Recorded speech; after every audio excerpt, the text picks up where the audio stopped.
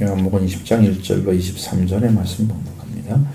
안식 후 첫날 일찍이 아직 어두울 때에 막달라 마리아가 무덤에 와서 돌이 무덤에서 옮겨진 것을 보고 시몬 베드로와 예수께서 사랑하시던 그 다른 제자에게 달려가서 말하되 사람들이 주님을 무덤에서 가져다가 어디 두었는지 우리가 알지 못하겠다 하니 베드로와 그 다른 제자가 나가서 무덤으로 갈새 둘이 같이 다름질하더니 그 다른 제자가 베드로보다 더 빨리 달려가서 먼저 무덤에 이르러 구부려 세마포 놓인 것을 보았으나 들어가지는 아니하였더니 시몬 베드로는 따라와서 무덤에 들어가 보니 세마포가 놓였고 또 머리를 쌌던 수건은 세마포와 함께 놓이지 않고 딴 곳에 쌌던 대로 놓여 있더라.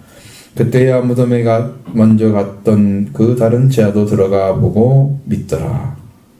그들은 성경에 그가 죽은 자 가운데서 다시 살아나야 하리라 하신 말씀을 아직 알지 못하더라. 이에 두 제자가 자기들의 집으로 돌아가니라. 마리아는 무덤 밖에 서서 울고 있더니 울면서 구부려 무덤 안을 들여다보니 흰 옷 입은 두 천사가 예수의 시체 뉘었던 곳에 하나는 머리편에 하나는 발편에 앉았더라. 천사들이 이르되 여자여 어찌하여 우느냐 이르되 사람들이 내 주님을 옮겨다가 어디 두었는지 내가 알지 못함이나이다. 이 말을 하고 뒤로 돌이켜 예수께서 계신 것을 보았으나 예수이신 줄을 알지 못하더라. 예수께서 이르시되 여자여 어찌하여 울며 누구를 찾느냐 하시니 마리아는 그가 동산직인 줄 알고 이르되 주여 당신이 옮겼거든 어디 두었든지 내게 이르소서 그리하면 내가 가져가리이다. 예수께서 마리아야 하시거늘 마리아가 돌이켜 히브리말로 라보니 하니 이는 선생이라는 말이라. 예수께서 나를 이르시되 나를 붙들지 말라 내가 아직 아버지께 올라가지 아니하였노라. 너는 내 형제들에게 가서 이르되 내가 내 아버지 곧 너희 아버지 내 하나님 곧 너희 하나님께로 올라간다 하라 하시니 막달라 마리아가 가서 제자들에게 내가 주를 보았다 하고 또 주께서 자기에게 이렇게 말씀하셨다 이르니라. 이튿날 안식 후 첫날 저녁 때에 제자들이 유대인들을 두려워하여 모인 곳에 문을 닫았더니 예수께서 오사 가운데 서서 이르시되 너에게 평강이 있을지어다 이 말씀을 하시고 손과 옆구리를 보이시니 제자들이 저를 보고 기뻐하더라. 예수께서 또 이르시되 너희에게 평강이 있을지어다 아버지께서 나를 보내신 것 같이 나도 너희를 보내노라. 이 말씀을 하시고 그들을 향하여 숨을 내쉬며 이르시되 성령을 받으라. 너희가 누구의 죄든지 사하면 사하여질 것이요 누구의 죄든지 그대로 두면 그대로 있으리라 하시니라. 아멘. 벌절이 되면 우리가 의뢰이 들려지는 말씀 예수님 부활했다는 이야기를 수없이 많이 듣죠. 그러니까 여러분 성경에서 말씀하시거나 아니면 절기 때 말씀하시는 말씀들은 항상 들었던 이야기들입니다. 이것이 복음이 어떻게 될 수 있느냐는 거예요. 여러분의 심령 안에 살아있는 말씀이 될 수 있는 게 뭐냐 이거죠. 이 말씀이 살아있으려면 성령으로 들려와야 됩니다. 그러면 여러분의 복음이 살아서 여러분의 심령 안에 들어오게 됩니다. 그걸 영접하게 되면 여러분도 그 은혜 가운데 예수님이 살아서 오셔서 직접 일을 하시는 그 은혜를 입게 되는 거예요. 만남이 있어요. 그 주님이 이제 시작되죠. 그럼 여러분이 그걸 가지고 신실한 믿음으로 주님께 와서 간절한 기도로 만나시면 거기서 은혜가 이루어지는 거예요. 여기서 한 번에 이루어지는 것은 성령이 강력한 능력으로 오셔야 됩니다. 그래야 한 번에 이루어지는 거고 그렇지 않고 성령으로 대언하시면 그걸 가지고 다시 가셔야 돼요. 그리고 말씀이 들려와야 됩니다. 확신 속에서. 여러분 마음을 사로잡아서 그리스도에게 복종하는 심령이 되는 거예요. 그러면 그것이 하나님의 능력에 의해서 이루어집니다. 오늘 이 복음도 똑같이 예수님의 부활하심에 대해서 말씀하고 있습니다. 안식 후 첫날이죠. 막달라 마리아가 무덤을 찾아갔다. 이걸로 시작하고 있습니다. 같이 1절 보겠습니다. 안식 후 첫날 일찍이 어두울 때에 막달라 마리아가 무덤에 와서 돌이 무덤에서 옮겨진 것을 보고. 아멘. 자, 이렇게 돌이 옮겨졌다고 하는 사실, 이 모습 하나만 가지면 막달라 마리아에게는 충격적인 일입니다. 왜? 예수님의 부활을 안 믿기 때문에, 믿지 못하고 있기 때문에 돌이 옮겨졌다고 하는 사실은 시신이 어디로 갔는지 지금 무슨 행방불명됐다는 거죠. 그러니까 이것은 자기가 지금 찾으러 오신 예수, 죽음에 가서라도 무덤에서라도 만나고 싶은 그 예수가 사라진 거예요. 그러니까 얼마나 큰 충격이에요. 개인적으로. 엄청난 것이죠. 무덤이 돌려 막혀 있어야 되는데 돌이 옮겨졌다는 거죠. 자, 안식 후 전날 일찍이 어두울 때, 아직도 어두울 때, 그러니까 어두움 속에서 좀 뚫고 들어가는 거예요. 빛이 지금 올통말통하는 새벽쯤이죠. 그 무덤에 왔을 때 그 무덤을 살펴봤는데 무덤에서 돌이 옮겨진 것을 보게 됩니다. 누군가 예수님의 시신을 훔쳐간 것으로 오해할 수 있는 일이 지금 벌어졌습니다. 근데 막달라 마리아가 왜 이런 새벽에 예수님 찾으러 왔을까? 그러니까 안식일이 끝나는 날이 토요일날 저녁 때인데 저녁에 그 무덤을 찾아가기는 어렵잖아요. 아침이 돼야 쉽죠. 그러니까 새벽에 가는 거예요. 원래는 뭐 저녁 이미 끝나니까 안식일이 토요일날 저녁이면 끝나니까 그때 가도 되지만 저녁에 못 가죠. 어두워서. 그런데 예수님은 얼마나 사랑했는가? 그 예수님이 당하셨던 죽음을 목격을 했을 거예요. 그가 묻힌 무덤에 찾아왔습니다. 예수님을 얼마나 사랑을 했으면 무덤까지 찾아와서 그를 보려고 하는 거예요. 그래서 예수님이 묻혀있는 무덤을 찾아왔는데 한 번도 생각하지 못했던, 단 한 번도 이렇게 예수님의 시신을 옮겨질 거다? 못했던 일이 지금 벌어진 거죠. 본인은 지금 옮겨진 것으로 생각을 하게 되겠죠. 자, 그러니까 막달라 마리아는 무덤에 들어가지 않고 그 사실 하나만 가지고 시몬 베드로와 예수님 사랑하시는 그 다른 제자에게 달려간 거죠. 자, 2절로 8절의 말씀 같이 보겠습니다. 시몬 베드로와 예수께서 사랑하시는 그 다른 제자에게 달려가서 말하되 사람들이 주님을 무덤에서 가져다가 어디 두었는지 우리가 알지 못하겠다 하니 베드로와 그 다른 제자가 나가서 무덤으로 갈새 돌이 어찌 넘지라 하더니 그 다른 제자가 베드로보다 더 빨리 달려가서 먼저 무덤에 이르러 구부려 못 놓인 것을 보았으나 들어가지는 아니하였더니 베드로가 따라와서 무덤에 들어가오니 세마포가 놓였고 또 머리를 쌌던 수건은 세마포와 함께 놓이지 않고 딴 곳에 쌌던 대로 놓여 있더라. 그때야 무덤에 갔던 그 다른 제자도 들어가고 믿더라. 아멘. 자, 막달라 마리아가 아마 제자들과는 굉장히 친밀한 관계에 있었던 것 같아요. 그 일이 딱 보이자마자 옮겨진 무덤에 옮겨진 돌을 보자마자 달려가는 대상이 제자들이었다는 거예요. 엄청 가깝다는 거죠. 그래서 가장 중요한 일이 생겨지면 그들한테 가는 거예요. 뭐 예수님이 안 계시니까 누구한테 가겠어요, 이제. 그 밑에 있는 사람도 하겠죠. 그래서 예수님의 무덤에 옮겨진 것을 보고 달려가서 그들에게 말하려고 한 것입니다. 막달라 마리아 시몬 베드로와 예수님이 사랑하는 다른 제자에 달려가서 말했습니다. 뭐라고 말하냐? 사람들이 주님을 무덤에서 가져다가 어디 뒀는지 우리가 알지 못하겠다. 얘기해요. 자, 마리아는 시몬 베드로와 예수님 사랑하신 제자에게 예수님의 시신이 도난당했다라고 얘기하는 거예요. 왜? 사람들이 가져갔다고 그랬으니까. 보지도 않고 추측이죠. 추측의 그 가정을 하고 그 이야기를 하는 거죠. 사람들이 주님을 옮겨다가 어디 뒀는지 알지 못하겠다. 왜 사람들이라고 했어요? 뭐 사람이 그래야 되는데. 무덤에 돌을 옮기면은 여러분 돌이 얼마나 큰지 하면은 장정 8명이 정도 붙어가지고 밀어야 움직이는 거예요. 얼마나 무거우면. 그러니까 남자들 큰 사람들이 막 붙어가지고 그때 무슨 기준이 뭐가 있겠어요? 도구가 없잖아. 사람의 힘으로만 움직여져. 그렇게 해서 옮겨가지고 왔던 것이잖아, 돌이. 그러니까 그 사람들이, 남자들이 엄청나게 힘센 사람들이 와가지고 그렇게 붙어서 와야 되는데, 그러니까 사람들이 옮겼다고 생각하는 거예요.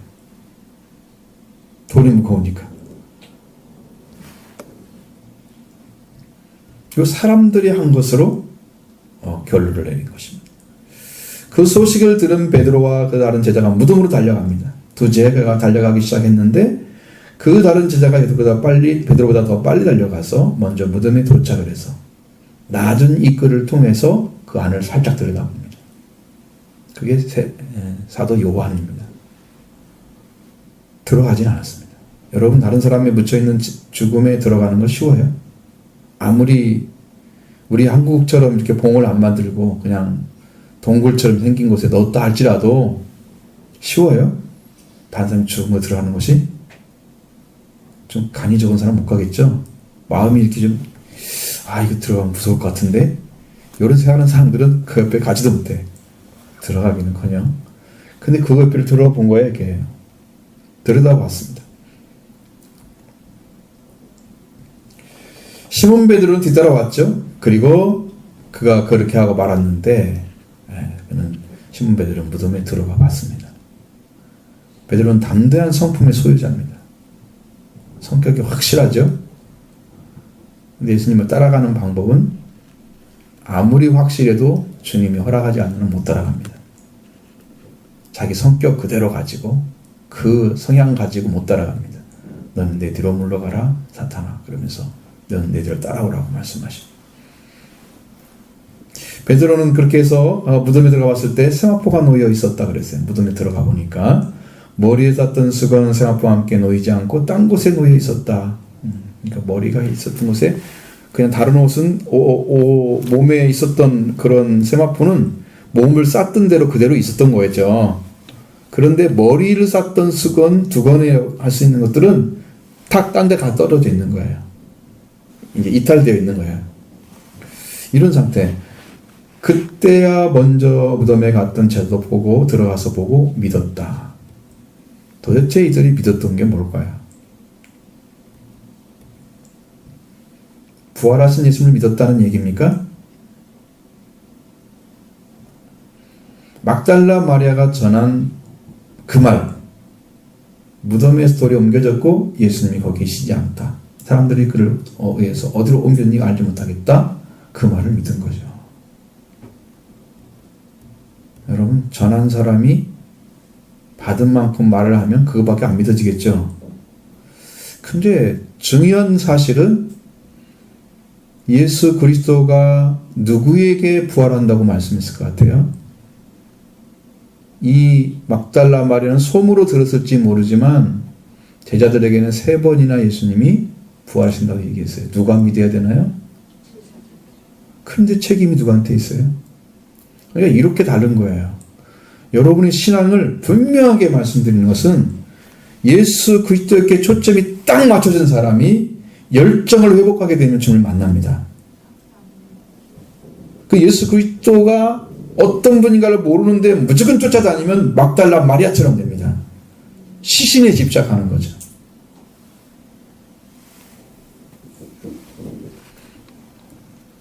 뭐 큰 교회 목사님들이 계시면 교회 가면 그 목사님이 중심이 되잖아요. 대단한 거죠. 그런 교회들은 몇천 명씩 모여가지고 이렇게 있으니까. 그렇죠? 한 분이 이렇게 당회장으로 다 계시니까. 대단한 거죠. 그분이 중심이 되어버리는 거야. 하나님 중심이 아니고 예수님 중심이 아니에요.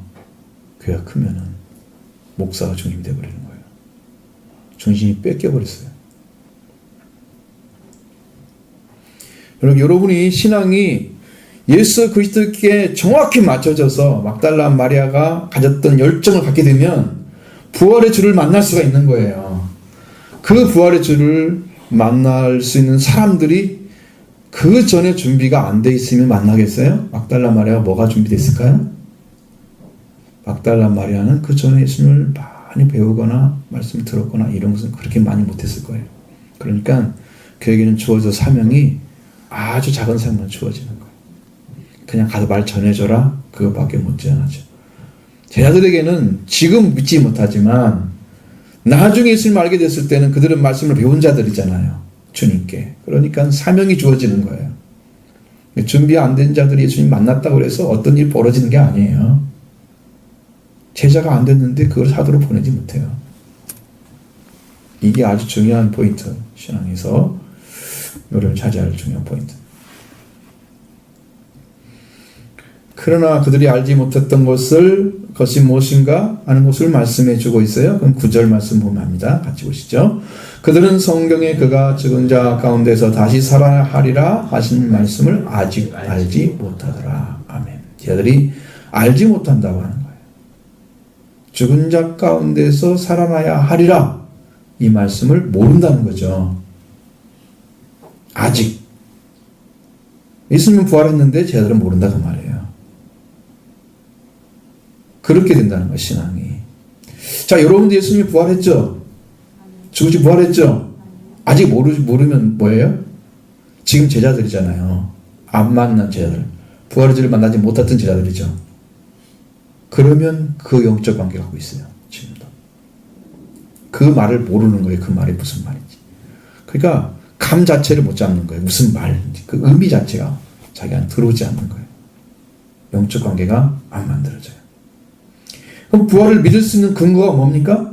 제자들이 믿는다고 하면? 제자들이 예수님의 부활을 믿을 수 있는 근거는 예수님을 부활하신 주님을 만나 뵐 때뿐이라는 사실을 성경이 말해주고 있어요. 그 전에 예수님이 몇 번이나 죽은 자가 사흘 만에 살아날 것이라고 약속하시고, 근데 그 말씀이 그들에게 믿음이나 소망이 되지 못했다는 거죠. 여러분 들었다고 해서 금방 소망이 되고 막 그렇게 자꾸 그래요? 그게 됩니까? 예수님께 직접 들어도 그게 안 된다 그 말이에요. 그 정도야. 신앙이 그게 쉬운 게 아니라는 것을 알려줍니다. 그 들었어도 성경에 기록된 대로 그가 죽은 자 가운데 살아나리라 하신 말씀을 아직 알지 못한다. 요한복음 2장 21절 22절에 그러나 예수는 성전된 자기 육체를 가리켜 말씀하신 것이라 그가 죽은 자 가운데 살아나신 후에야 제자들이 이 말씀하신 것을 기억하고, 살아나신 후에 기억을 한다고 그랬는데 그 성경과 예수께서 하신 말씀을 믿었다.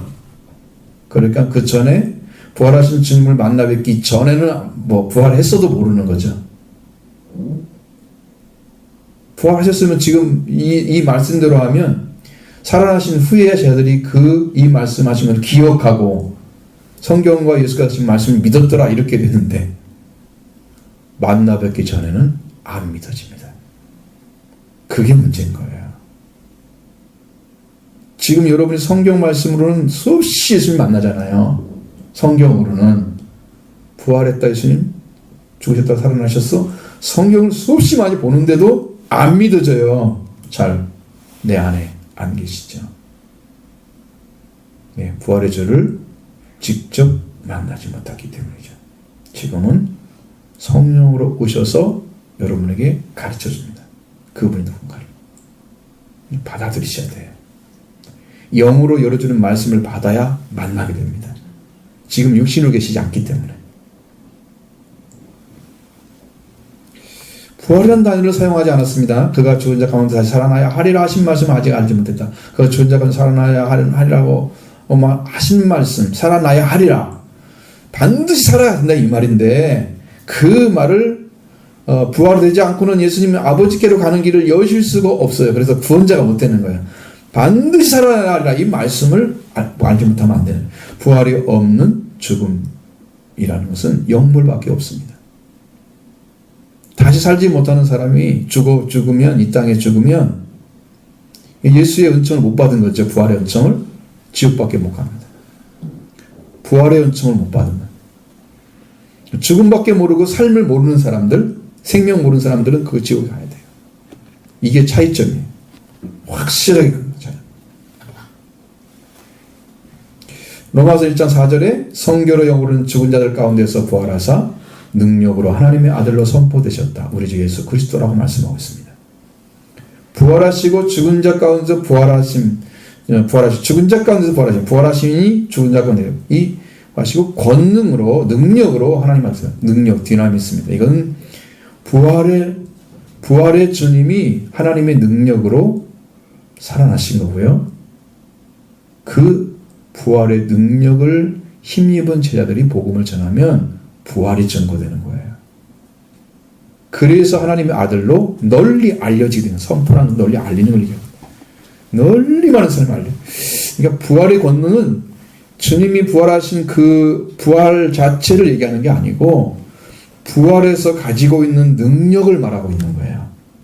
그것이 오게 되면 이 말씀을 듣는 자는 다 살아나리라. 이 말씀도 이루어져요. 그게 능력이에요. 그래서 부활의 권능이 필요해요. 부활의 권능은 언제 오냐? 오순절 때 완성됩니다. 오순절 성령 오시면 완성됩니다. 여러분은 수없이 들으셔야 됩니다. 이 말씀을. 그래서 모시밖에 들어 이게 무슨 뜻인지 이제 이해가 됐다 할 때까지 들어야 됩니다. 그러면 전혀 알지 못해요.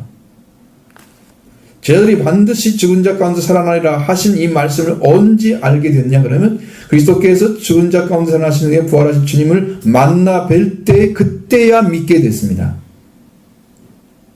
들었던 말씀이 이제 보니까 믿어지는 거야.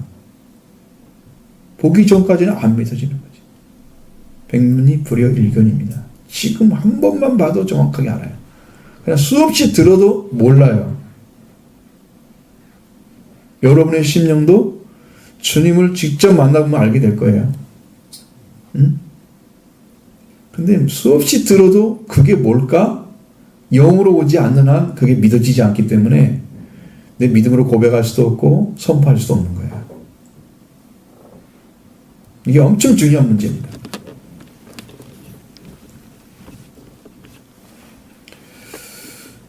그래서 죽은 자 가운데 살아나신 후에 만나뵐 때 알았죠. 그건 어떤 이론이나 논리나 어떤 설명이 불가능한 거예요. 죽은 자 살아나는 것은 하나님에서 이루어지는 능력으로 되는 것입니다.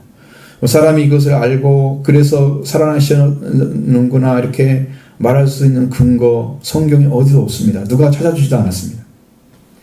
단지 성경에 그리스도께서 죽으시고 성경대로 죽은 자 가운데 사흘 만에 살아나셨다고 말씀하고 있는 거예요. 그것이 기본이에요. 그 성경대로 믿어지기를 바랍니다. 여러분의 안에 영으로 오시면 이 믿음이 여러분이 주어질 줄로 믿습니다. 이 말씀이 주어져야 되는 거예요. 성경대로 믿어지기를 바라요. 성경대로 믿어져야 그게 이루어지는 거예요. 성경대로.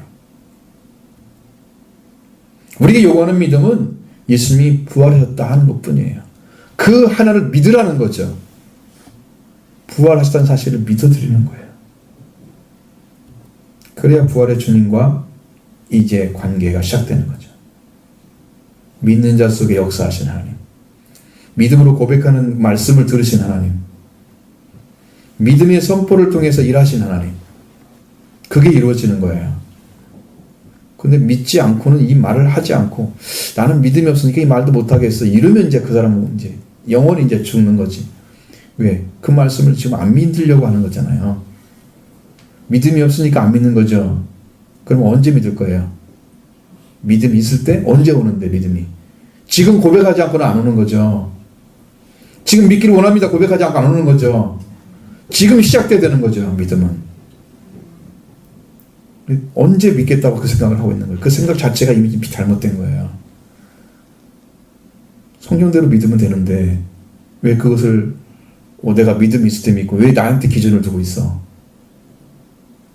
성경대로 믿으라고 그러는데 나한테 기준을 두고 있기 때문에 안 믿는 거잖아요. 빨리 바꾸시기 바랍니다. 자, 두 제자가 막달라 마리아 전한 대로 확인하고 믿고 그것을 믿고 자기들의 집으로 돌아갔다 합니다. 10절에 보시겠습니다. 이에 두 제자 자기들의 집으로 돌아가니라.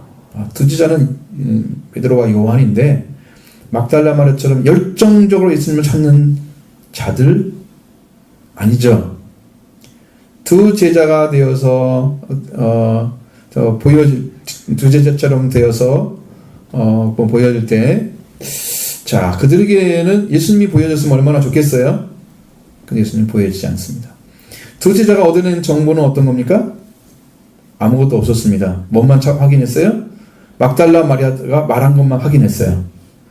돌이 옮겨졌고 예수님이 시신이 없다는 거예요. 옮겨졌다. 사람들이 가져갔다는 거죠. 그거 하나만 확인됐어요? 그리고도 이들이 소망이 있었으면 부활의 주님이 어디 있을까? 누가 가져갔을까? 하고 찾아서 가야 되는데 찾아가지도 않고 자기 집으로 돌아간다고 말이에요. 막달라 마리아는 어떻게 할까요? 이제 제자들도 아무것도 못 해주지. 예수님은 안 계시지. 도로 옮겨졌지. 예수님 어디 계실까 하면서 거기서 자꾸 울는 거예요. 거기서 주님을 자꾸 찾고 싶어서 울고 있는 거예요. 여기에는 울며 이렇게만 나와 있지만, 여러분, 우리가 킹제임스 성경 홈존에 보면은 슬피 울며 이렇게 나와 있어요. 정말로 슬펐어요. 주님 만나고 싶었는데 없어졌어요. 그 모습을 생각해 보세요.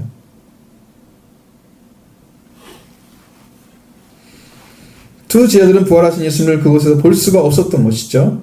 찾지 않는 자에게 만나주시지 않고 또 찾고 찾으면 너희를 만날 것이라 하신 말씀하시 만나주시는 거예요. 그런데 그 주님을 찾고자 하는 찾음이 어디서 왔어요? 막달라 마리아는 예수님 시신에 지금 마음에 붙어 있죠? 제자들은 예수님이 시신이나 뭐나 아무것도 없죠? 아무것도 없잖아요. 찾고 있습니까? 안 찾는 거예요. 거기서 만날 수가 없어요. 이 차이가 여기서 나옵니다. 두 제자는 더 이상 주님을 어디에 뒀는지 관심이 없습니다. 왜 그곳을 찾아가서 주님을 사람들이 가져가서 어디 두었는지에 대해서 그 무엇을 찾고자 해야 되는데 사람들을 만나보거나 돌아다녔는데 뭐 때문에 그냥 갔을 것 같아요? 두려워서. 그 제자란 것 때문에 두려워가지고 집으로 돌아가는 거예요. 돌아다니면 스승도 죽였는데 제자를 가만두겠어요? 두렵겠죠? 그렇게 생각하는 거예요. 자, 보시죠. 이제 마리아는 잃어버린 주님을 생각하며 무덤 밖에 서서 슬피 울고 있었습니다. 12절, 11절, 12절 보겠습니다. 마리아는 무덤 밖에 서서 울고 있더니 울면서 구부려 무덤 안을 들여다보니 흰 옷 입은 두 천사가 예수의 시체에 뉘었던 곳에 하나는 머리편에 하나는 발편에 앉았더라. 아멘. 자, 두 제자는 돌아갔습니다. 집으로. 사람을 두려워해서 돌아간 거죠. 마음속에는 그 믿음도 없었습니다. 마리아는 처음에 무덤 입구에 돌이 옮겨진 걸 보고 시몬 베드로한테 갔지만 그들은 집으로 돌아갔고 자기 혼자 남아있잖아. 이제는 물론 제자들에게 말하고 다시 돌아왔겠죠. 당연히. 그러니까 거기가 아닌 거죠. 아무것도 알 수 없는 거 상태. 주님 어디든지 알 수 없고 제자들도 찾지 않고 아무도 그를 찾지 않고 있는 그 예수님을 생각하면서 울고 있는 거예요. 슬피 울며. 얼마나 사랑하고 있는지 아시겠죠. 근데 그분이 누군가를 알고 이렇게 열정을 가졌으면 부활의 주님부터 부름받고 큰 사명이 주어질 거예요. 근데 그걸 모르고 있는 거예요. 지금 영으로.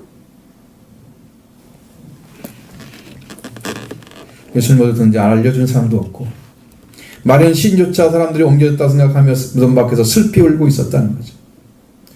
그렇게 울고 있다가 울면서 무덤 안을 들여다봤습니다. 눈물 막 뭉치면서 들어보니 그녀는 무덤에 대해서 두려움을 느꼈기 때문에 들어가지는 않았습니다. 특히 여성들이 더 무서워하잖아요. 그냥 이렇게 쳐다본 거지. 이렇게 구부려가지고 두 제자가 왔을 때 보이지 않았던 흰 옷 입은 두 천사가 거기에 있는 거예요. 찾는 자에게 보여지는 거예요. 찾는 자에게. 여러분, 진실한 말씀에 믿음은 없지만 주님을 만나고자 하는 열정 때문에 찾아지는 거예요. 그러니까요, 제가 보니까 그냥 말씀은 좀 알고 그냥 신앙생활 열심히 하고 이 정도 가지고 잘 믿는 사람처럼 생각하는 사람보다요, 열정을 가진 사람이 더 좋더라고요. 나는요. 왜? 나중에 그 사람이 뒤집어지면 훨씬 큰 사람이 돼요. 근데 열정은 없는데 신앙생활 하고 있는 사람들은요, 절대로 이런 일 안 벌어져요. 천사들이 말을 해줘요? 나도 알고 있어요. 이 정도지. 뭘 아는데, 만나야 되는데 지금. 이게 안 벌어진다는 건 그거 알았어요. 그래서 열정 있는 사람들이 훨씬 더 훌륭한 신앙을 가질 수 있습니다. 여러분 열정 회복하기 바랍니다. 정말로 열정하고 찾으셔야 됩니다.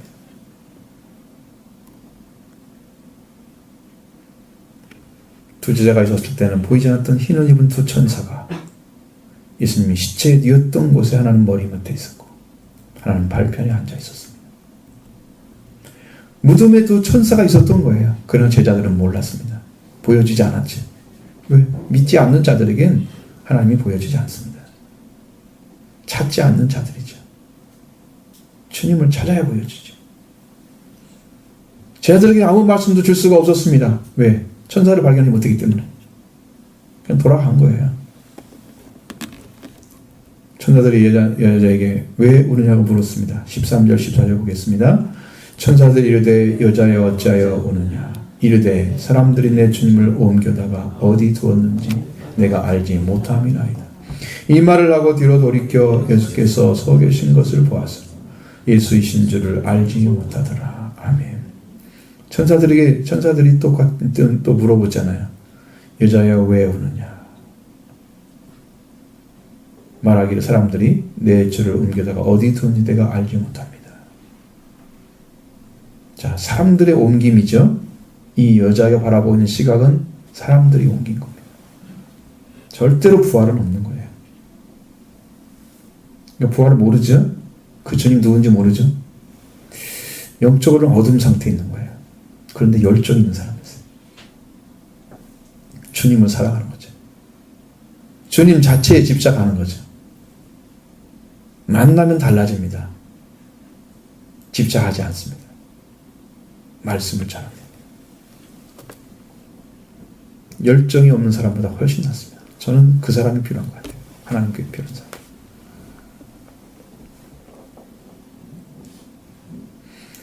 똑같은 말을 해요. 천사들한테도. 게스도 막달라 말인 주님을 온 사람들이 옮겨다가 어디 뒀는지 거기에 관심이 있는 거죠. 죽은 자가 살아나실 것에 대해서 신락 같은 희망조차도 가지지 못하고 있는 거예요. 바로 그것이 문제입니다. 그녀는 십자가에 돌아가신 주님을 찾아 헤매고 있었던 거죠. 부활의 주님을 찾아 만나려고 찾아온 것이 아니었다는 거예요. 마리아는 부활에 대해서 전혀 알지 못했습니다. 물론 제자들도 몰랐죠. 마리아가 그런 열정인데 그 부활은 주님이 부활했다고 했을까요? 그걸 믿고 있었다면 그건 분명히 부활의 주를 만났을 텐데 그걸 알지 못하고 우리 대부분의 신앙의 문제는 이 막달라 마리아의 수준에 있다는 거예요. 십자가에 박힌 예수님에 대해서 많은 관심을 가지고 있습니다. 죽음은 압니다. 그러나 부활은 모르는 거예요. 여러분 이 땅에서 죽음은 다 알잖아요. 부활을 모르는 사람 다 지옥에 가 있는 거예요. 죽음과 부활을 알고 있는 사람들이 천국에 갑니다. 지옥은 있을 거야. 죽은 사람 나쁜 사람이 많으니까. 천국을 안 믿는 사람은 지옥에 다 갑니다. 천국을 믿어야 천국에 갑니다. 주님의 몸을 중심으로 신앙생활을 하기 때문이죠. 그 몸을 통해서 속죄가 이루어지고 다시 몸이 일어나서 부활을 이루고 우리에게 무엇을 주시는가 하는 거에 관심을 가지고 있지 않다는 거예요. 교회는. 예수님 자신에 대해서. 그래서 교회 자체 무슨 회가 만들어지고 교회가 잘 꾸려지고 이런 것에 관심이 많지 이것을 해서 주님의 몸이 돼서 주님의 일을 하고 있는데 여기에 관심이 없다는 거예요. 사람들이. 이 교회 차이가 너무 큰 거야. 교회론이 너무 잘못되어 있잖아요. 일반 교회들이 그런 거죠. 우리도 일반 교회 형태는 가지고 있지만 주님이 그걸 만들려고 그냥 한 장에 부셔버렸잖아요. 이 우리 2013년도에 있나요? 회장 세울 때 그냥 사람들 싹 다 나갈 사람 나가고 하나님 그냥 막 몰아내본 것처럼 해버렸어요. 무서울 정도로. 그러니까 우리는 회장 세우고 뭐 그런 것이 목적이 아니에요. 교회가.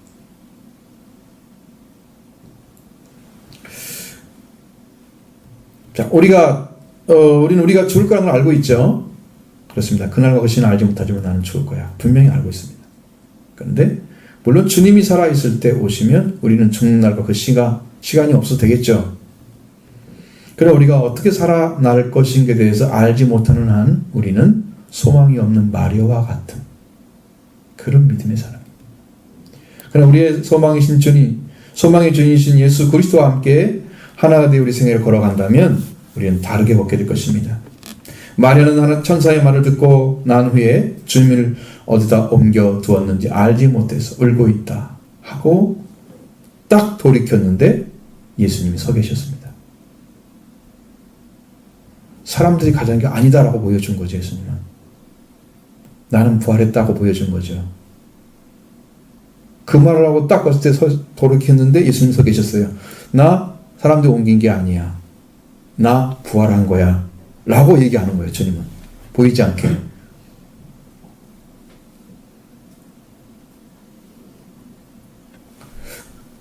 근데 마리아가 울며 천사에게 말을 했고 돌이켰을 때 마음의 상태는 어떤 상태였을까요? 슬픔 그 자체에 취해져 있는 상태. 너무 슬픈 거야 지금. 그녀는 부활의 주님을 몰라왔습니다. 그래서 부활하실 예수님 부활하시라고 생각해 본 적이 없던 마리아가 그 부활하신 주님 예수님이 서 계셔도 그 예수님으로 볼 수가 없었던 거예요. 예수님의 모습을 보면 대충 알 텐데요. 그 모습도 보고도 예수님을 몰라보는 거예요. 그건 뭔 말이에요? 부활에 대한 소망이 아예 없다는 거예요. 신락 같은 뭐라도 있었으면 부활하실지도 몰라고 그리고 주님을 바라봤을지도 있었는데 그는이 아니고 슬픔만 가지고 있는 거예요. 그 심령 안에는. 그 잃은 주님을 찾지 못해서 아파하고 있는 그 슬픔만 가득 차 있는. 그렇기 때문에 그는 부활하신 예수님께서 서 계셔도 예수님이 그 앞에 서 계실 거라는 상상을 전혀 하지 못했어요. 이게 마음과 영적인 상태, 마리아의 모습입니다. 자, 그 말을 하고 천사들에게 사람들이 주님 옮기다가 어디서 오는지 알지 못하기 때문에 라고 울고 있었다고 했는데 그래 돌이켜와서 주님이 서 계시잖아. 예수님을 알지 못했는데 똑같은 말을 해요. 부활하신 주님 앞에 계시도 지각하지 못하고 그분이 누군지 알지 못합니다. 이 말을 보면서 딱 생각나는 단어가 하나 있었습니다. 그것은 난 놓고 기억자를 모른다 하는 거죠. 낫을 딱 붙잡고 딱 노리면 기억이 딱 나올 텐데 이 기억자가 모르는 거예요. 왜 모를까요? 그랬더니 그 사람이 기억자를 몰랐던 거예요. 낫은 알고. 이 문제였어요. 주님이 누군지를 알았더라면 이 기억자 이게 알아질 거거든요. 그래서 모르는구나. 이해력이 그렇게 펑컨한 거예요. 알지 못하면서. 분별하는 능력 자체가 사라진 거예요. 어떤 사물을 보거나 이해하는 능력이 떨어진 거죠. 지각을 못하는 거예요. 지각이 아니라. 이 차이를 가리켜서 영적인 눈이 열리지 않았다고 합니다. 안다는 것은 보았다는 것이죠. 믿는다는 것은 들었다는 것입니다. 여러분 사람들이 예수님을 만났던 그 혈병 여인 같은 데는 소문만 듣고 예수님 만나죠. 그리고 병 고침 받죠. 소문이 뭐가 됐어요? 믿음이 됐어요. 믿었죠? 이 사람 만나게 하면 나는 분명히 나을 거야. 믿었죠? 소문이 들었을 때, 말씀이 들려올 때 믿음으로 받은 사람들은 만나고 알 수가 있는 거예요. 근데 들었을 때 믿지 않은 사람은 봐도 모르는 거예요. 이게 여러분의 영적인 차이가 크다는 걸 아셔야 돼요. 지금 말씀이 들려와도 안 믿고 그냥 대충 지나간 사람들은 진짜 주님이 나타나도 모를 거야. 그분이 누군가를. 눈을 감아가지고. 막달라 마리아 수준이지. 지금 믿음 갖기 바래요. 지금 예수님이 누군가를 말씀하시면 그 말씀대로 믿기를 바랍니다. 성경대로 이루어지기를 바라요. 여러분 심령 안에. 그래야 살아납니다.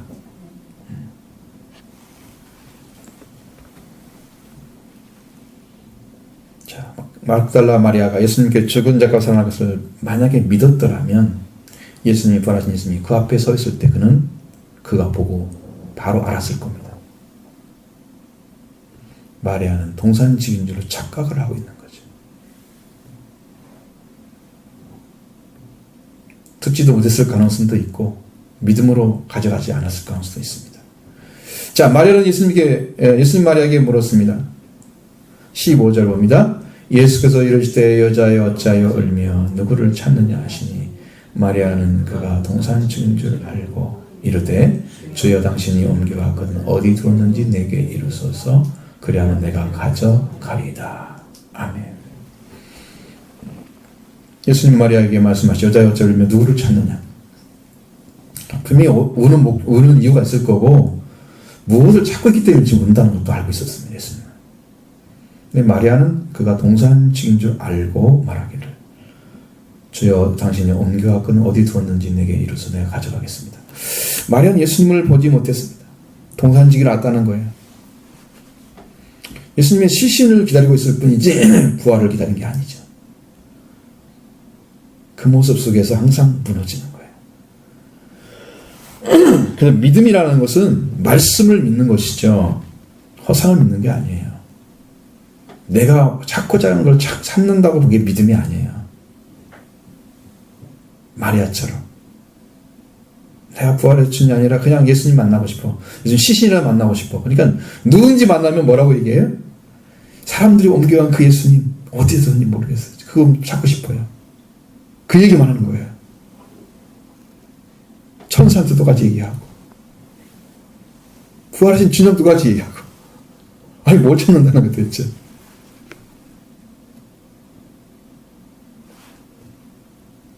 시신을 찾겠다는 거예요. 그럼 뭐 찾으면 어떻게 한다고요? 내가 가져가겠다는 거예요. 어떻게 하겠다는 거예요? 자기 집을 무덤 만들겠다는 거예요? 어떻게 하겠다? 난 더 이해가 할 수 없습니다. 이 여인의 태도가 너무 이상한 거죠.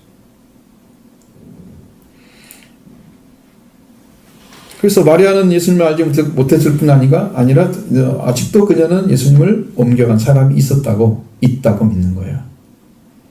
그 시신 찾으면 자신이 예수님 가져가겠다. 예수님의 시신이라도 함께 있기를 원하는. 어떻게 보면 집착도 되지만 엄청 예수님 자체를 사랑하신 거예요.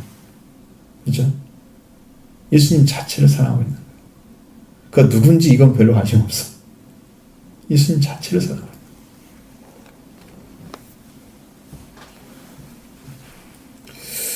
그를 예수님은 그리스도로 하나님의 아들로 믿는 믿음을 갖고 그리고 그분을 알고 따라가는 믿음이 아닌 예수님 자체를 사랑하고 있다. 그녀는 예수님 자신을 가져가야 했다.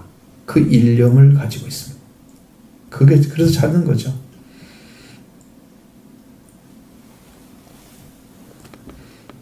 여자 울며 누구를 찾냐 했을 때 예수님은 동산직인 줄 알고 당신이 옮겨거든 어디든지 내게 말하십시오. 그럼 내가 가져오겠습니다. 마리아는 부활하신 예수님의 동산직인 줄로 알았습니다.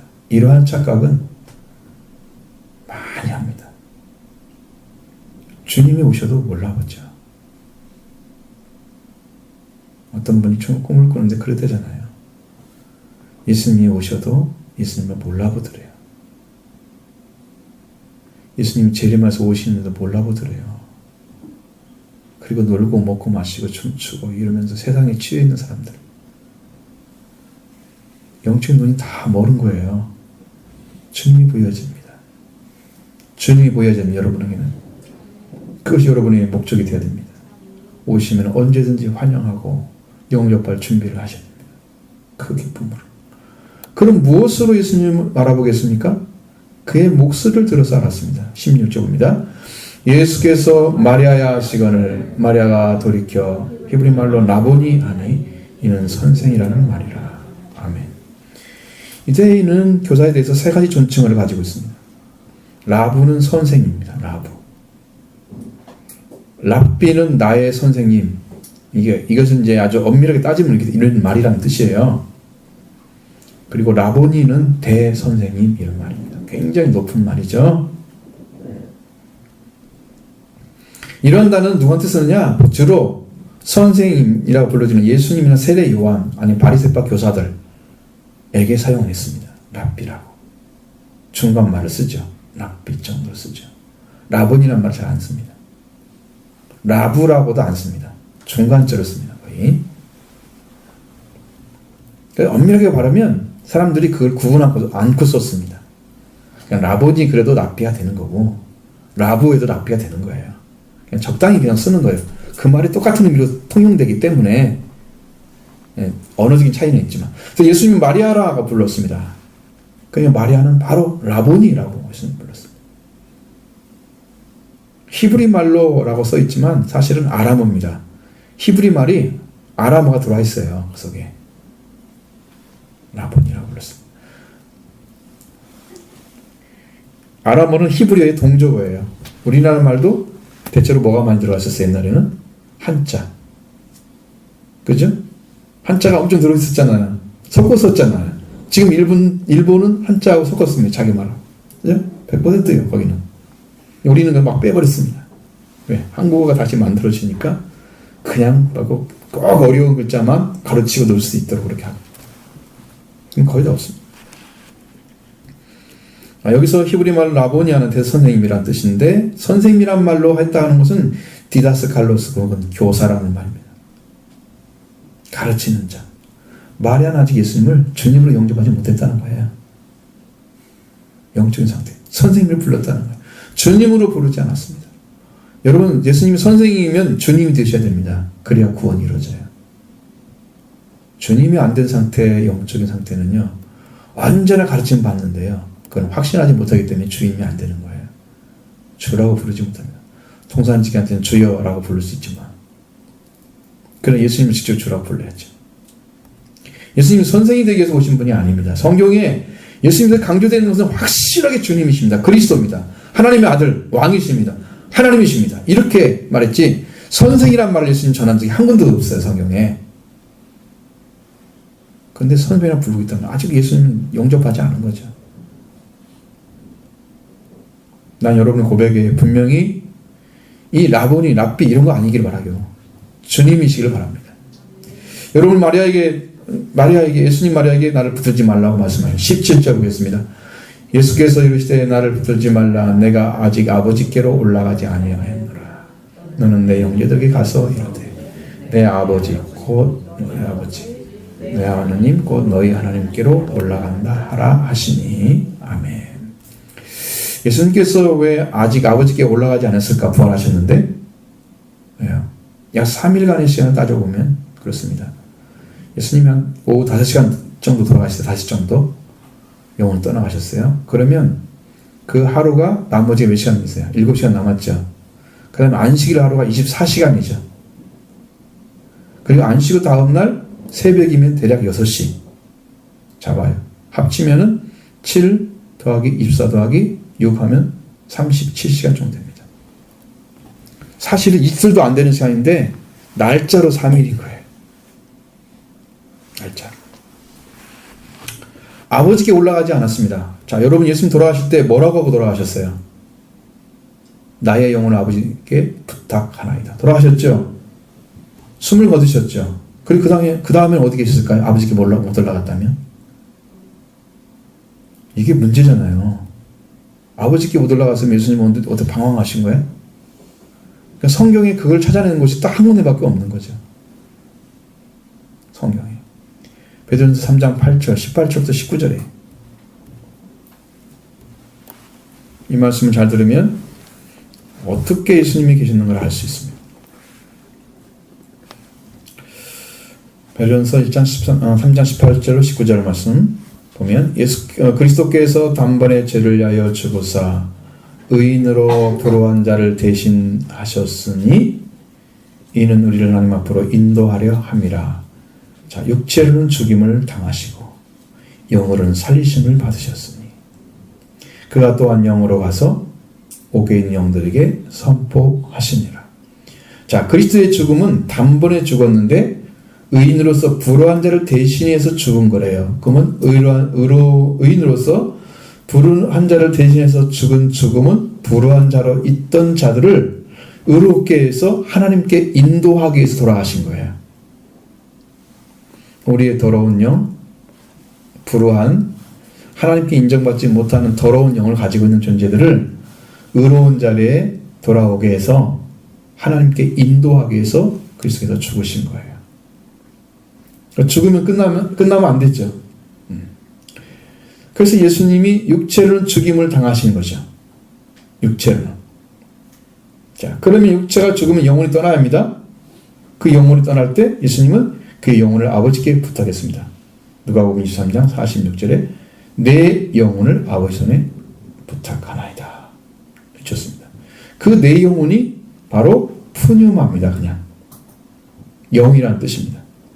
영혼이란 말과 영이란 말이 통용했어요. 그냥 성경에서는 우리는 구분할 줄 모르지만, 그래서 예수님은 영혼을 부탁했고, 여기 베드로전서 3장 18절에도 영으로는 여기 나와 있죠. 영으로는 살리심 받으셨으니 라고 되어 있죠. 성경을 두 개 비교해서 보셔야 돼요. 이 영도 푸뉴마입니다. 이 영은 어떤 영이냐 그러면 죽은 사람의 영계에 속한 자들을 가리키는 영이에요. 푸뉴마입니다. 그래서 영이 죽을 수 있는 것은 육체와 분리를 가졌기 때문에 육체를 떠나죠. 자, 육체를 떠난 영은 하나님께서 받아주지 아니하시면 그의 영은 죽은 자입니다. 사령이 되는 거예요. 그 예수님은 누구한테 부탁했어요? 아버지께 의탁을 했죠. 자, 죽을 때 아버지를 모르는 사람들이 어떻게 아버지께 부탁하겠어요? 이 땅에서. 그렇죠? 하나님이 누군지를 모르는데 내 영혼을 부탁을 해요? 못한단 말이죠. 그럼 나 지옥 가야 되겠죠? 그러나 그걸 아는 분은 아버지께 부탁하는 거예요. 그러면 영혼이 죽을까 안 죽을까요? 안 죽는 거예요. 그래서 그 예수님의 영혼은 죽지 않고 살아 있었는데, 그럼 그 영혼이 어디 갔을까요? 37시간 정도의 시간에.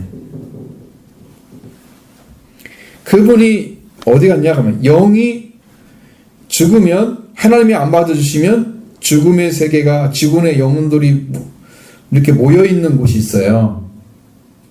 그 영혼이 모여있는 곳이 바로 음부라는 세계에 있어요. 그 음부에 들어가야 됩니다. 자, 그럼 영으로는 살리심을 받았다는 것은 이 말씀을 잘 알으셔야 돼요. 자, 이 말씀 보면 죽지 아니하고 하나님께로부터 일으킴을 받았다는 그 영혼이, 예수님의 영혼이 아버지께 부탁하나 드렸죠. 그 영혼을 하나님께서 살리셨다고 써 있는 성경에는 베드로전서 3장 14절에는 살리셨으니 영혼은 살리심 받으시고 그랬죠. 그 살렸다는 뜻이 일으키셨다는 의미예요.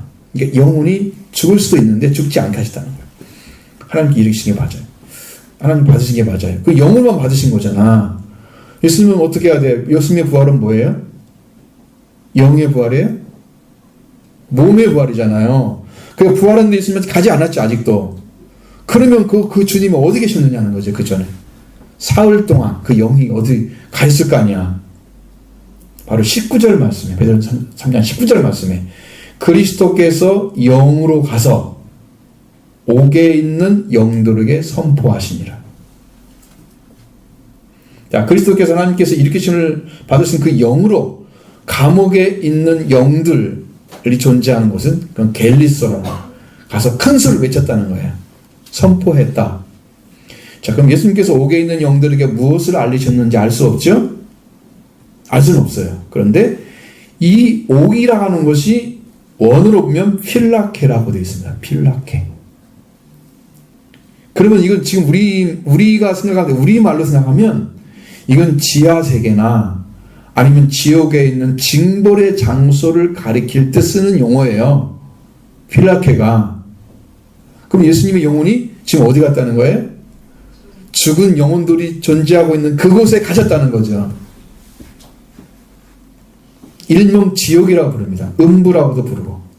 죽은 영혼들이 갇혀 있는 곳입니다. 그것이 필라케도 단어가. 그러면 예수님께서 육체의 생명을 주어서 다시 죽지 않는 몸을 가지고 부활하실 때까지 옥에 필라케에 방문하셔서 아버지 아직 부활하시 아니었기 때문에 아버지께로 올라가지 않고 누구를 만나러 온 거야? 제자들을 만나러 가겠다는 거죠. 근데 나중에 보면 아버지께 올라가겠다고 말씀하고 있습니다. 이유가 뭐냐면 예수님이 아버지께 가는 길이 되기 위해서 아버지께 올라가는 거예요. 성령이 가르쳐 준 거예요. 성령께서. 아직 못 올라가셨죠? 자, 부활하신 주님이 지금 제자들을 만나기 위해서 말씀하고 있죠. 자, 예수님께서 말씀하셔서 마리아에게 말합니다. 너는 내 형제들에게 가서 말하기를 내 아버지께 아버지 곧 너희 아버지 내 하나님 곧 너희께 올라간다 하라. 그 예수님이 아버지께 가는 길이 되어 주겠다는 거죠. 그렇게 소망을 주신 거예요. 제자들에게.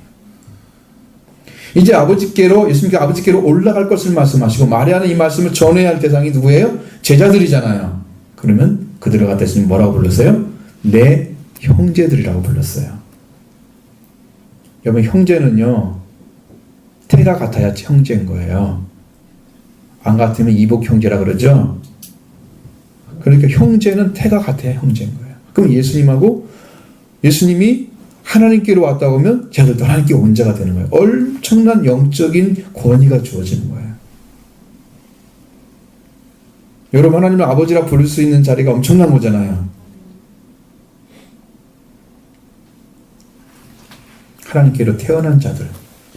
자, 근데 여러분이 요한복음 1장 12절 13절에 보면 영접하는 그걸 이름을 믿는 자에게 하나님 자녀가 되는 것을 준다고 그랬죠. 그건 자녀란 말 쓰죠.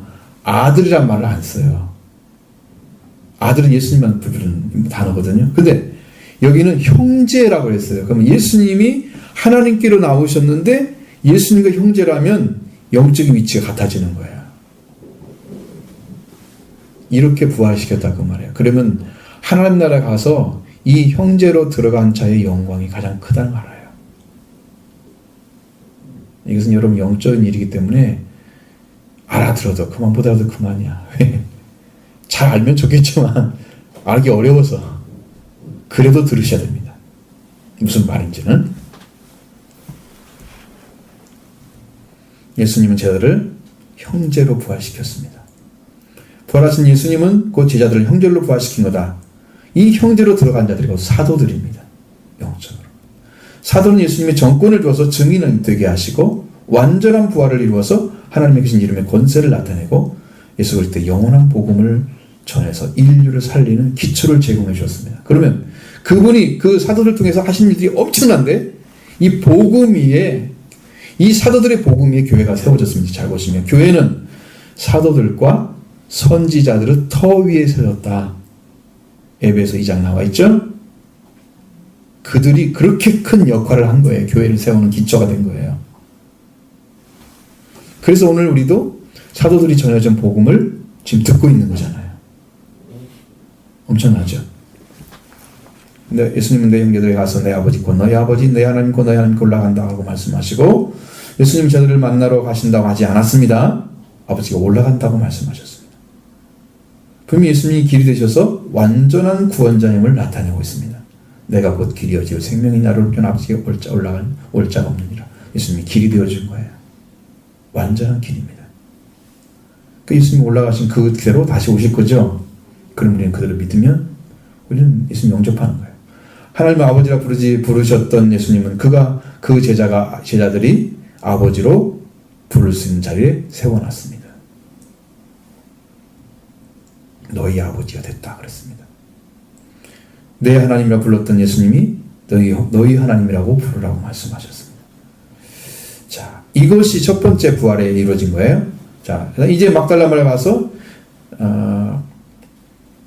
내가 주를 보았다고 전하죠. 18절 봅니다. 막달라 마리아가 가서 제자들에게 내가 주를 보았다 하고 또 주께서 자기에게 이렇게 말씀하셨다. 이러니라. 아멘. 자, 막달라 마리아가 가서 제자들에게 내가 주를 보았다 그랬습니다. 주님에게 자기에게 이러이러하게 하게 말씀하셨다. 예수님의 말씀을 제자들에게 전해줬죠. 이것이 막달라 마리아의 사명입니다. 왜? 막달라 마리아는 준비가 안 된 사람이기 때문에 이것만 전해도 엄청나게 큰일한 거예요. 그 안식 후 첫날 저녁 때 제자들이 유대인을 두려워서 모인 곳에 문이 닫혀 있었습니다. 19절 보시겠습니다. 이날 곧 안식 후 첫날 저녁 때 제자들이 유대인들을 들여와여 모인 곳에 문을 닫았더니 예수께서 오사 가운데 서서 이르시되 너에게 평강이 있을지어다. 아멘. 이날이라고 썼고요. 안식 후 첫날이라고 썼습니다. 저녁 때가 됐습니다.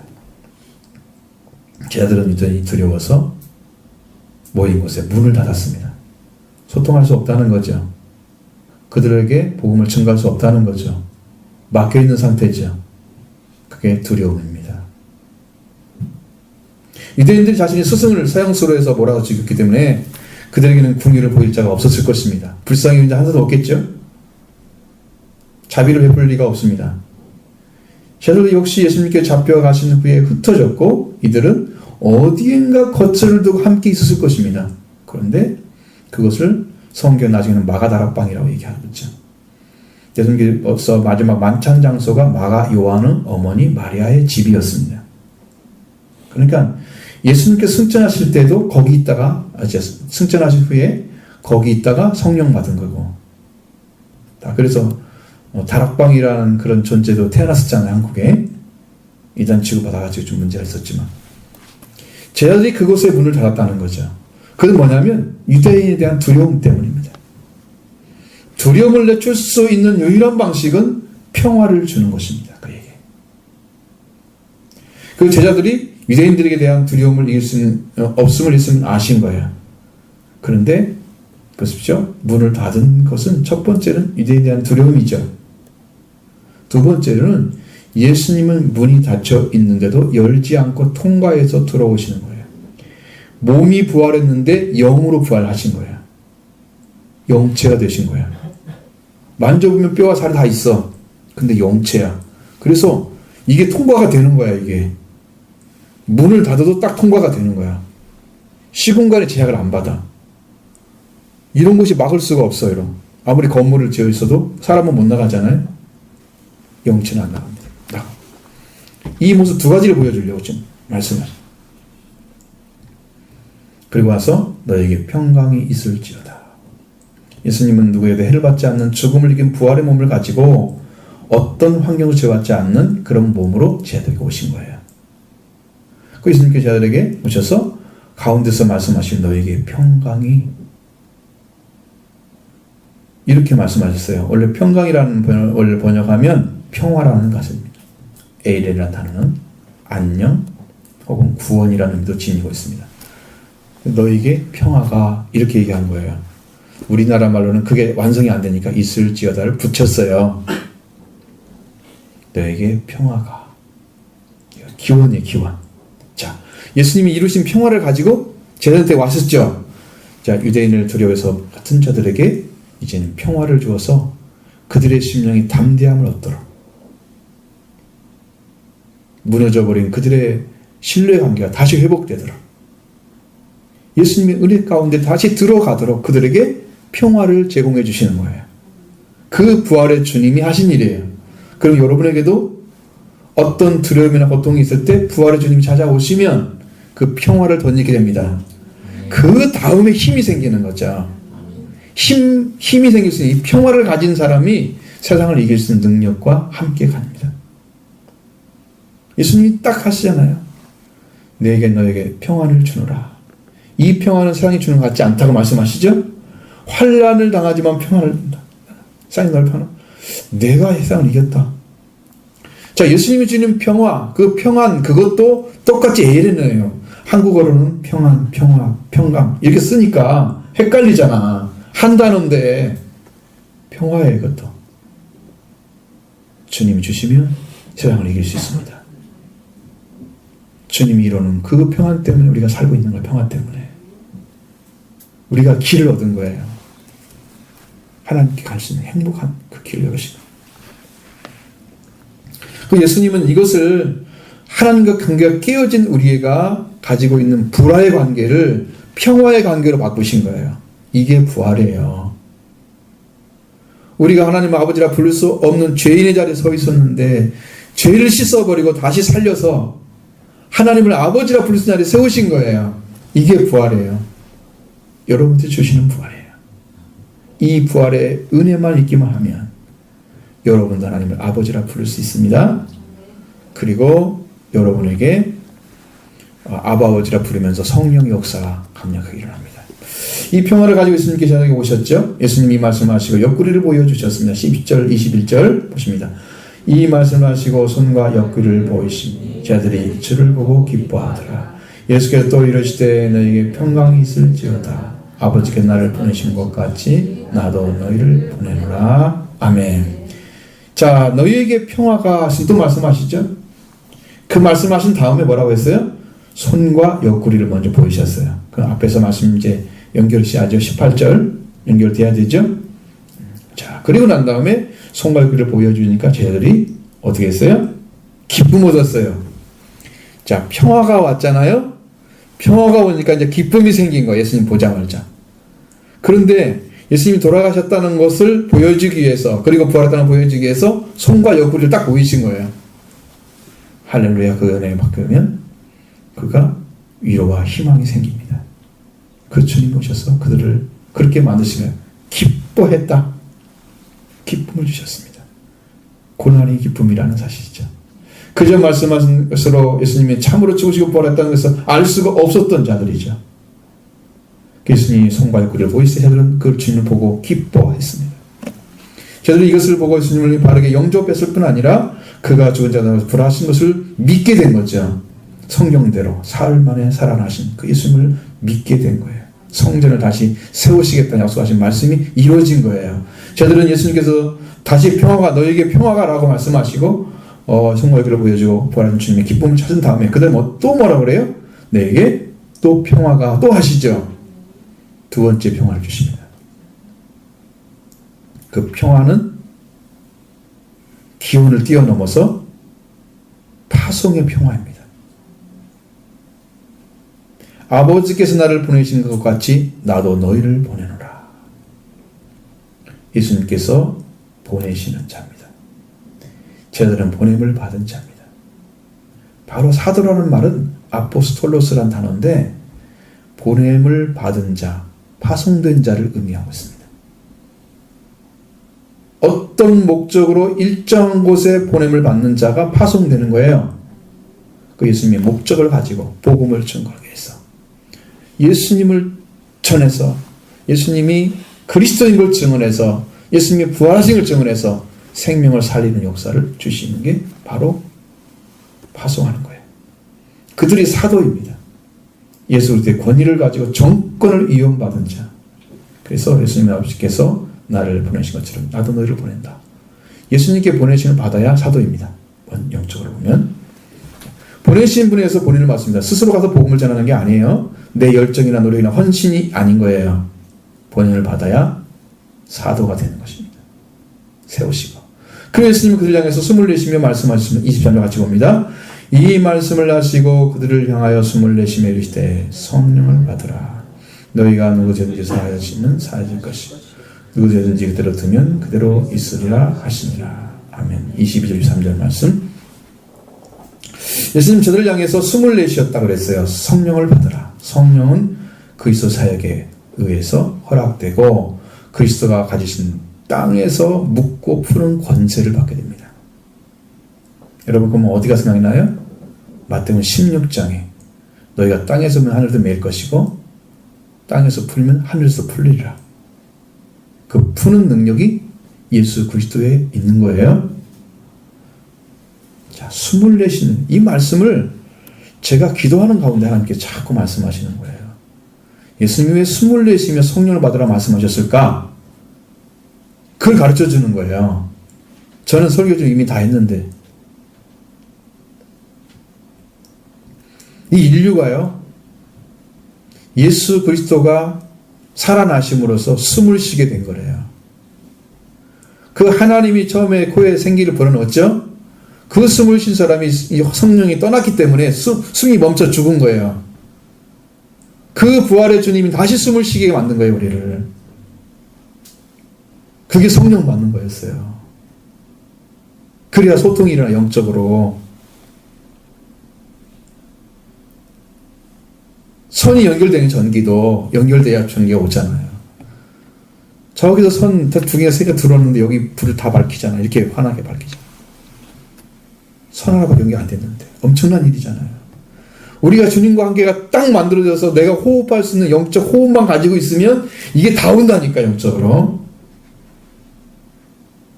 그게 성령 받는 거였어요. 성령 받으면 여러분 숨이 쉬어지는 거야. 숨이 쉬어져야 그때부터 여러분이 살고 있는 거야. 그 나머지 삶은 죽은 삶이에요, 영적으로는. 예수 그리스도로 숨 쉬고 있는지, 성령으로 숨 쉬고 있는지 보셔야 돼요, 여러분, 영이. 자, 묻고 푸는 권세가 죄사함의 권세죠. 너희가 누구의 죄든지 사하면 사해질 것이요, 누구의 죄든지 그대로 두면 그대로 있을 것이다. 사도들에서 죄사함을 주거나 안 주게 결정이 되는 거예요. 보냄받은 자에 의해서. 이 놀랍고 놀라운 권세, 천국을 열고 닫는 권세. 이건 누가 가지고 있습니까? 예수님이 가지고 있었습니다. 그리스도께서 문을 열면 닫을 자가 없고 닫으면 열 자가 없는 권세를 가졌죠. 빌라델피아 교회에 주신 말씀에 계시록 3장 7절에 말씀하셨습니다. 다윗의 열쇠를 가져서 열면 닫을 사람이 없고 닫으면 열 사람이 없는, 그이가 말씀하시고 있는 거죠. 다윗의 열쇠. 이것은 무슨 의미냐면, 이제 다 끝나는데, 다윗의 성의 주인인 다윗이 열쇠를 가지고 있죠. 이 다윗성과 같은 그런 천국, 하늘의 예루살렘을 개폐할 수 있는 그 권세를 예수님이 가지고 있대요. 열쇠를 가지고 있는 거예요. 예수님이. 천국을 열고 닫을 수 있는 권세를 가지고 예수님이. 이건 어마어마한, 세상 어떤 사람도, 그러니까 천국에 들어가나 못 들어가면 예수님의 결정되는 거예요. 왜? 구원도 예수님이 시켰기 때문에 들어가고 못 들어가는 것도 예수님이 결정하는 거예요. 그래서 문을 열면 닫을 자고 닫으면 열 자가 없는 그 권세를 예수님 다윗의 열쇠라고 말씀하시고, 그 다윗의 열쇠를 가지고 지금도 일을 하시는 거예요.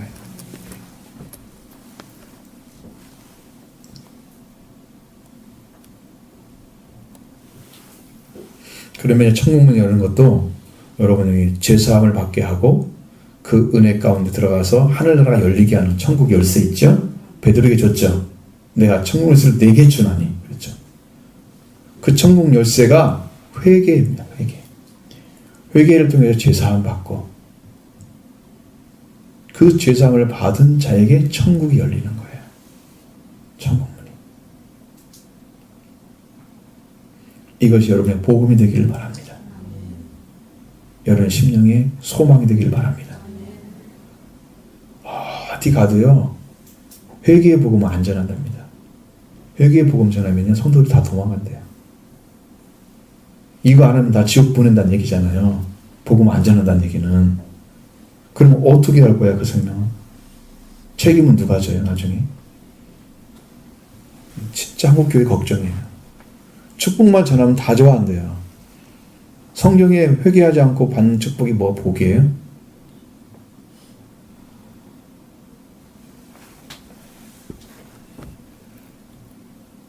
자, 그 다음에 성령의 사역을 통해서 죄사함의 권세를 주셨죠. 성령을 받으라 하시고 죄사함을 주는 권세를 사도들에게 허락했습니다. 그것도 그리스도께서 명령하신 거예요. 그러니까 우리 안에 그리스도가 오셔서 그리스도에 의해서 이 사람을 사하고 안 사하고 결정돼요. 그러면 내가 그리스도를 전해주면 그리스도를 받는 사람은 죄사함이 일어나요, 그 자리에서. 근데 이것을 갖다 줬는데도 모르면 이 사람은 몰라요. 지금 좋은 땅만 받아들여요. 그 순간에 깨달아요. 나머지 땅들은 모릅니다. 좋은 땅만 열매 맺어요. 자, 예수님이 이루신 거예요. 부활하심이 이룬 게 뭐예요? 첫 번째는 뭘 부활시켰습니까? 형제관계 부활시켰습니다. 하나님을 아버지라 부를 수 없는 자가 부르는 자가 되겠습니다. 두 번째는 성령을 통해서 뭘 주셨어요? 호흡을 주셨죠? 우리 영적 호흡을 이고 가시고 그 다음에 파송하는 자리에 세웠습니다. 파송. 두 가지. 파송되는 자리가 어디라고요? 사도의 자리다. 이렇게 해서 이 부활을 통해서 이루신 구원이 세상에 널리 전파된 거예요. 오늘 우리도 그 말씀 듣고 있는 것입니다. 이게 복음을 받은 자들이에요. 그러니 이게 얼마나 놀라운 복음이 지금 왔는지 좀 상상을 초래해요. 이것에 여러분이 감동하고 이 복음 때문에 여러분의 신앙이 성장한다면 여러분은 은혜 가운데 살아가는 사람입니다. 이미 이제 주어진 거죠. 주님께서 이렇게 놀라운 일을 행하시고 저들을 끝내 사도로 세우시고 인류를 위해서 구원하는 부활의 복음을 전하는 증인이 되게 만들었습니다. 이것이 주님의 부활로 이루어진 거예요. 다른 성경 보면 또 있습니다. 더 많이. 그러니까 엄청나요. 그래서 부활의 복음도 지금 계속 전해야 되겠다 생각이 들어요. 한 번만 부활제 전하는 게 아니고 계속해서 성경 구절 있는 대로 다 찾아가지고 말씀하면 여러분들 그게 부활의 능력을 다시 회복하면 여러분도 이 부활의 증인으로서 뭐 사명이 크든 작든 상관없이 하나님이 세우실 거거든요. 증인이 되거든요. 이게 복음의 증인이라는 말이 제목이 있잖아요. 우리가 목표를 세고 있죠. 그러니까 이런 교회가 되면 주님이 우리 교회를 사용하실 거예요. 소망이 되기를 바랍니다.